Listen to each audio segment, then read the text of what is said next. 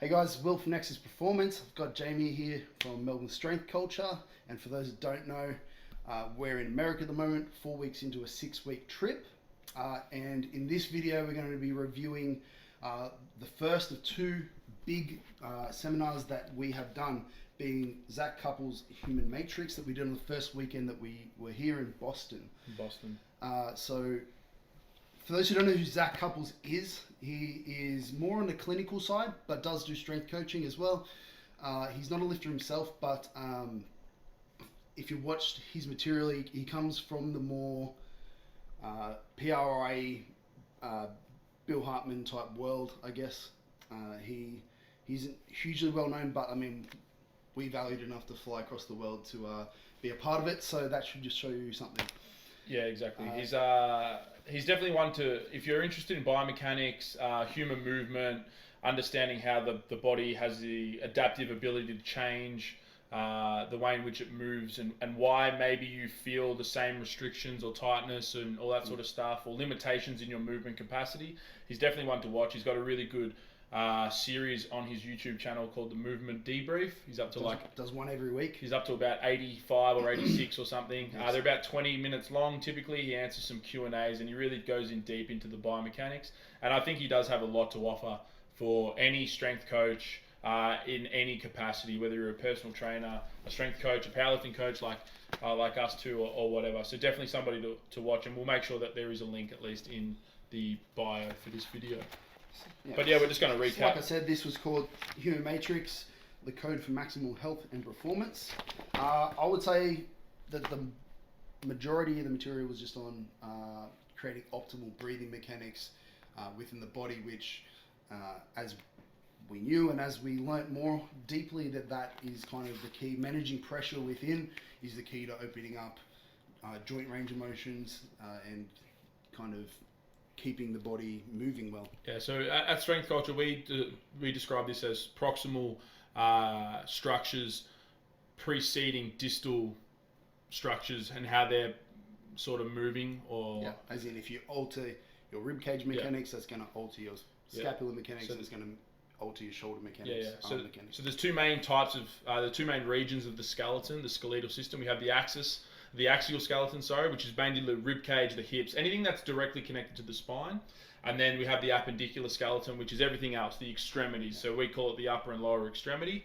And the axial skeleton, this seminar just drilled home axial skeleton changes. So how we can alter rib cage mechanics. Everybody should be focusing on. Yeah, exactly. It really is the biggest lead domino in any sort of mobility restriction that you are feeling, or any sort of limitation in your movement capacity.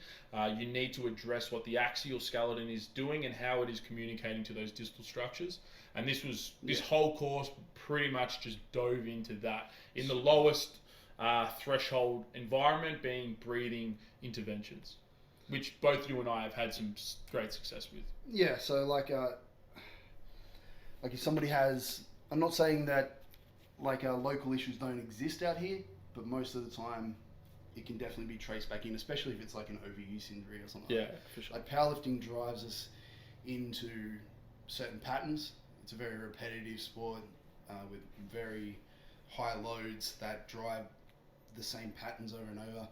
And so it's not to say that these breathing drills are going to just reverse that and rid us of these issues, but I think they're really helpful in keeping us long term in a proper system, planned system. It can be really used effectively to kind of perhaps keep us injury free longer. Yeah, and as you discussed, he definitely has been obviously previously influenced through the PRI model. We are starting to notice that a lot of the coaches from maybe like 5 or 6 years ago that were pushing the PRI principles have sort of moved away a little bit, but I don't think it's they've moved away. I think they've just adapted their own sort of models based off some of those underlying principles, and they're starting to realize for the application of their situations and their environments, maybe that the true PRI framework. At their core, they're definitely those things are still there. Yeah. I know that Pat and Zach both still attribute a lot of their core learnings to it, but yeah, they've definitely gone above and beyond and applied it to a more realistic population. For myself, I've done the 3 foundational PRI courses, and I thought that this model, the Human Matrix, was a far more usable, easy to understand model. Just understanding. Way more like being able to apply this straight away and understand it and get value out of it on the back end, helping clients and all that sort of stuff. And I can't wait to go home and teach, obviously, the rest of the team at Strength Culture exactly the framework that we learnt through this, because I do think that the application will be instantaneous with our population at the gym, particularly. Yeah, it's the only con I think that we could both come up with this course is that it required, I would say, at least a fairly good understanding of like anatomy and structural, like just the body, the skeletal system, I would just say, how things work. Maybe a basic knowledge on normal respiratory mechanics, although he does dive into it deep. But if you know that stuff, it'll certainly help you understand some of the deeper learnings. Far easier, without a doubt. Yeah, but to Zac's credit, he sent out, I think, a week before, like so much pre-reading material that I couldn't even get through it. Yeah, more than I've had for. The only thing that I had more pre-reading was my Cressy internship. That would be the only thing that had more pre-reading than this course. So definitely a big win there, and it definitely set me up. I did get through a majority of it, and it was just really good. So day one, mainly theory. Day two, more like application to the gym. Yep. I would say. Yep. So we went through, first of all, just some theories, models, overviews of his system. I would say principles. Yeah, principles of his system. Just how he is going to apply, like the basic rules upon which he's going to apply all this other stuff that we're going to learn. And sort of the framework that he'll always revert back to make his next decision of what he's going to try and intervene with or whatever. Yeah. I think that's really, that is a true tale of a sound system where they've boiled it down to a handful of rules that, almost like a mission statement for a company, that guides pretty much every decision that will be made throughout. And this had a really good underlying principles and underlying sort of framework for you to work off, which is really good. And they went into how movement occurs, which I think for most people in that room they probably knew, but it was a good kind of recap of it to just talking about synovial joint fluid and joints, what eccentric contractions and concentric contractions mean, and like how I actually move a joint. What needs to happen for a joint to move efficiently as well. So the shifting of some of those fluids and pressures inside the ventral cavity, how moving air from one direction to another direction can actually facilitate a rotation or a frontal plane movement in that direction as well. How some of the things that we don't quite often talk about, because it is a bit nitty gritty at the end of the day, but it's good to understand and it's good to recap for sure. Yeah, and from then we went into normal breathing mechanics, what he called normal breathing mechanics, as in like if we looked at the system from an anatomy point of view in a perfect static world, how should our bodies move on inhalation, on a full inhalation and a full exhalation?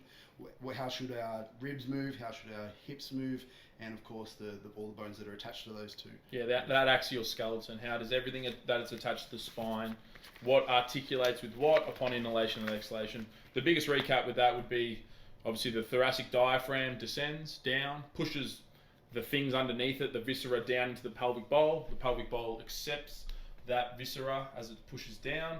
As the diaphragm descends up the top in the thoracic cavity, air is drawn in through a pressure gradient, and that's where we get air within us in our lungs. So we have an increase in volume in both the thoracic cavity and the abdominal cavity upon inhalation, and as a result, that expands in every direction.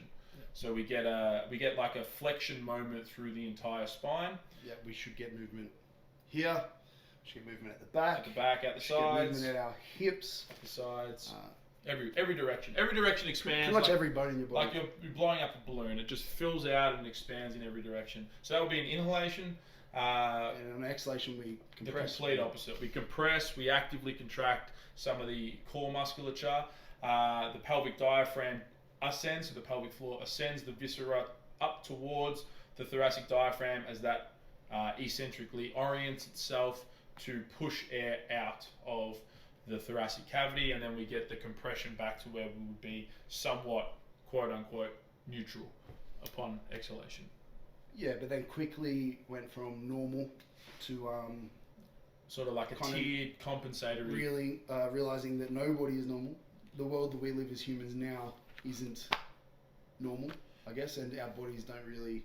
Everybody is compensating to some degree based on many things. For sure. I wouldn't say that we're not normal. It's just that normal, as in that sense of how he described it. If we were trying to, if that is our framework and our model of what we would deem to be perfect, that some of us, we could all move in towards that direction. Is anybody ever going to get there? Probably not, and we're never really going to hold it. Well, but for the most part, if we use that as the gold standard, he calls it a heuristic.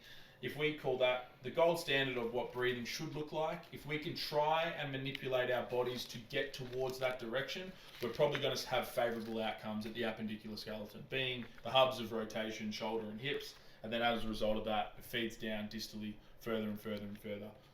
Yeah, so we looked at compensation at the lower thorax, and then from there being the upper thorax, yep. And then from there later on at the pelvis. Yep. And how that affects. So a few things that there are a few things coming into it. Watching Zac's a lot of material and obviously doing some PRI stuff and all that, was that I knew a lot of this stuff happened. Like I knew that. Wide and narrow infrasternal angles existed and they affected the body in this way and they affected the hips in this way and that created, flow-on effects at the arms and the legs and stuff like that. But I didn't maybe necessarily connect the dots 100% to how that happened. And some of the little bits didn't make sense in my head, maybe here and there. Not that it really affected, like it doesn't really matter that much. I know that this equals this and this equals this, so you can still make decisions based on that. But now I can explain to people a lot better because I know that now, hey, this does this because of this and that changes this. Your scapula move this way, your arms have to rotate. Same at the femur, this moves that way, your femurs have to rotate, blah, blah, blah. And it just cleared up and made it in my head like, yeah, it made the kind of the chart a lot clearer to me. Without a doubt, 100%. I would agree with that. I said it to him at the end of it that it wasn't really new information for me. It was just really connecting all of the dots that was sort of blurry in my head and gave me a really, really sound understanding of how I could better apply some of these lessons. It's probably infrasternal angles. I had used in the past a bit, but now going forward, I will definitely be using them a whole lot more. Yep, I would say the same thing. Jamie mainly so I'm Jamie, but also Jamie at the gym, one of my strength coaches at Strength Culture. We discuss a lot of these topics because he's just interested in it as well. And we were playing around with infrasternal angles and trying to get our head around how we could use it at the gym within our assessment process. And I think it was definitely going to be one of the bigger things that we look at from an earlier on piece now for sure. And I'm gonna pull out a lot of the both from the Pat Davidson seminar, which we will discuss on a second video on my channel, but I'm going to pull out pretty much all of my active assessments from our assessment process at Strength Culture. It's something that I will still utilize with our seminar content to show people what some active... Yeah. Because I think if you don't want to get into the nitty-gritty of this sort of stuff, just having a good sound understanding of active versus passive, yep, and what the two mean and what direction you should send the person down for your interventions is a really interesting topic to get your head around. It's basically the SFMA structure of assessment processes. However, I really much prefer passive assessments. Well, once you know the skeletal once system, you know what the skeleton's doing, like if this is like this, and that's the first compensation that's going to happen in the body. Yep. Then you know that's going to equal this and this here, and then you can just kind of almost just know what's going to happen actively anyway. Yeah. To a degree. Yeah. You're gonna, like, if somebody comes to me and says my pecs are tight or whatever, it's no longer like, oh, that's an issue. It's more like, okay, cool, let's look deeper and back within what's happening in the skeletal system, what's causing those things. For sure, definitely. He also went through a bit of pelvic testing. Like we measured some hip extension, we measured some abduction, adduction. The standard rotation. passive assessments for the hips. But the interesting thing to me that I quickly wanted to say was just that in a room of 20-ish people that had all been like a lot of high-level coaches and clinicians in there. Without a doubt. Really they had really hammered this stuff a lot before. Like everybody in there knew what they were doing, I would say. Yep. And absolutely nobody in that room could pass full hip extension. Full passive hip extension. Yeah, or a few other of the tests, which just made it really clear that it's not a test that, if some powerlifter comes up to me and joins our team, and the first thing they say to me is, my hip extension is great. Like it's just not going to happen. Yeah. It's not going to happen. It really. So, yeah, just opened my eyes as to how many people actually have like full hip extension or these compensations, which is absolutely everyone. The other one would be shoulder IR is very, very limited on a lot of people. Yeah. Yeah. And the argument can be made, hey, this is powerlifting. Do we need it? Probably not. Is it good to be like restricted a little bit? Probably, because like the sport makes us that way. Yeah. So obviously we need to be stable. We educate a lot on this sort of stuff, and that's mainly the first question. How is this going to help me bench press more? How is this going to help me squat more? Whatever. And my answer is always that, as you said at the start, powerlifting is a fantastic sport because it's got such a low barrier to entry. It's really not hard. The movements aren't that hard. If you can get your hips past 90 degrees in any capacity, you can squat to depth. If you can get your barbell to your chest, if you can grab a bar off the floor, you can deadlift. Like, the capacity is so low. But what that means is that we get a whole heap of people within the sport of powerlifting that might not be that athletic. Yeah, they've lifted some weights a couple times, and then their friend starts, and then they start. So the population of powerlifters, I would say, is not the most athletic group of people in the world. Yeah. And a lot of those people don't really have a good understanding of how to move their body in space, proprioceptive awareness, and disregard high loads, even at low loads. Like, I don't know how many guys you come in contact with at your seminars that can't even posteriorly tilt their pelvis.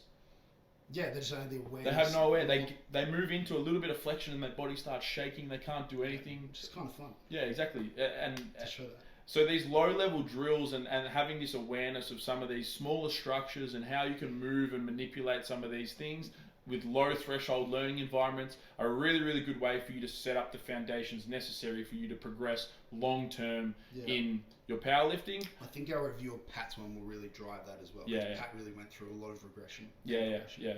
And then obviously where this will come in from a coaching standpoint for us is that for those sort of people that have the same limitations, this might give us a better understanding of how we can quickly make some changes and get some better outcomes on the training floor or in the training program as a result of really 2 to 3 sets of a really basic, easy to execute breathing drill with a bit of focus added on it, because you do have to focus when you're doing it, and you can get some big transient changes that you can then go and address and attack with your actual strength training and get better outcomes without a doubt. Yeah. It was. I really enjoyed the seminar. It was. I'm really glad we came to it. He is going to be doing an online version of it, so I definitely recommend checking that out if you're interested in this. And obviously, I'm definitely always open to chat about these things. So if you've got any questions that you specifically like to talk about with me, with the breathing and stuff, happy to discuss, as I'm sure Will would be as well. Oh, for sure. I love talking about it. Yeah, exactly. Anybody that's interested. Yeah. But second day, just real quickly, because the second day doesn't really need much talking about. The second day was going through patterns, squatting, hinging, pushing, pulling, reaching, these things, different progressions of these things, how to do them correctly, and how all that stuff, the breathing mechanics that we learned on day one applied to them, how to put our bodies in a position where we can make the body work for us, as in like, Pat would say, owning the sagittal plane so that we can actually use the right muscles and put ourselves in. And Zac called it stacking, the stack. That would be the kind of the one big takeaway that everybody who does that could apply to their training is like, if you can stack a neutral pelvis on top of rib cage and hold it in position throughout movements. Throughout any movement. Yeah, all of those patterns that I said, not just squatting. If you're doing a lat pull down, stacking. If you're doing a row, stacking. Learning how to hold that and create pressure, expansion in all directions. throughout those movements, then You'll have a better time. you're gonna get way more effect out of those exercises, and you're gonna keep more range of motion open. Yeah. You're not gonna shut things down. And I mean, nobody does it. Nobody.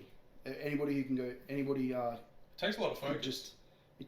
Yeah. It's tough. Well, when I'm thinking, oh, I'm going to do a row, I used to think, okay, like pull this thing. Whereas now it's thinking about, okay, put my body in the right position from the pelvis, from the rib cage, from all that stuff, and then perform the row whilst maintaining that position so that the right things are working for me. Definitely. So and if you can do that, chances are you're going to be, sure, you're going to maybe have to use a little bit less weight, but the right muscles are working, you can do more work. You're going to stress less structures, and over time progress better. So yeah, that was my big last closing thing, is that everybody should learn how to stack as Zac would and there's multiple videos on both of our channels on the stack discuss how to do that through a progressive framework. But yeah, fantastic seminar. I really, really enjoyed it, and really cool people there too. Such good people. Yeah. Anybody that's going to pay that amount of money to go to a seminar, that I want to know them. Yeah, definitely. They're the right people. They're the progressive minds in the industry. Yeah. So that's always the kind of side benefit to going to those sort of things, is you make connections with like great coaches. Just good coaches. Good minds, really. Good minds. Yeah. So obviously we just came off the back end of the Pat Davidson seminar, and that review will be up on the Strength Culture website, YouTube channel, so you can check that out probably next week. But yeah, that's the end. Zac Cupples, 2 thumbs up, Human Matrix. Thanks for listening. Thank you very much.